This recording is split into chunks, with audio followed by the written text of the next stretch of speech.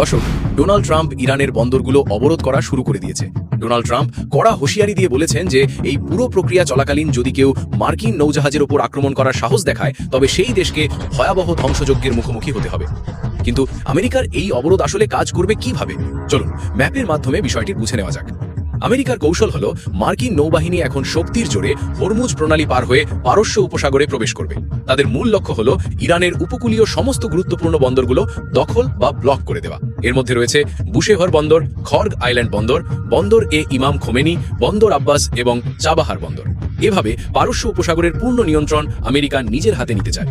নিয়ন্ত্রণ নেওয়ার পর তারা কেবল সেই সব জাহাজকেই যাতায়াতের অনুমতি দেবে যাদের ইরানের সাথে কোনো ব্যবসায়িক সম্পর্ক নেই। মনে রাখবেন, এই লড়াইয়ে ইরানের সবচেয়ে বড় অস্ত্র হলো এই হরমুজ প্রণালী। আমেরিকার মিত্র উপসাগরীয় দেশগুলোর আবহাওয়া অত্যন্ত উত্তপ্ত হওয়ায় সেখানে কৃষিকাজ সম্ভব হয় না। ফলে তাদের খাদ্যের একটি বিশাল অংশ বাইরে থেকে আমদানি করতে হয়, যা এই পথ দিয়েই আসে। সম্প্রতি পাকিস্তানে হওয়া আলোচনার সময় পরিষ্কার হয়ে গেছে যে ইরান কোনো অবস্থাতেই হরমুজ প্রণালীর উপর তাদের নিয়ন্ত্রণ ছাড়তে রাজি নয়। ডোনাল্ড ট্রাম্প আগে বলতেন এই সমস্যা আমেরিকার নয় বরং ইউরোপীয় দেশগুলোর সমাধান করা উচিত, কিন্তু এখন পরিস্থিতি বদলেছে।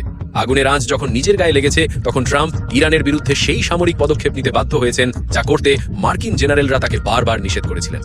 এখন প্রশ্ন হলো, ইরানি বন্দরগুলো ব্লক করার এই মার্কিন কৌশল কি সফল হবে, নাকি আমেরিকাকে আবারও এখান থেকে ব্যর্থ হয়ে ফিরে যেতে হবে? আপনাদের মূল্যবান মতামত আমাদের কমেন্ট বক্সে অবশ্যই জানান। দ্য ওয়ার স্ট্র্যাটেজির সাথেই থাকুন।